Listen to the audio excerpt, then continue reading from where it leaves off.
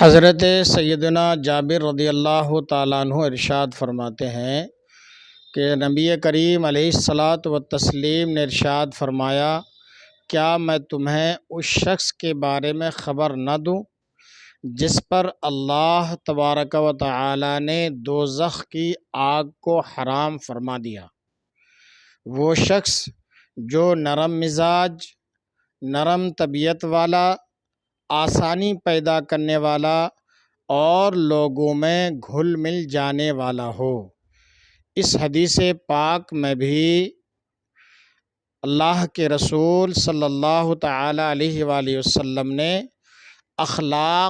با اخلاق انسان کے بارے میں اور اس کی صفتوں کے بارے میں بیان فرمایا ہے۔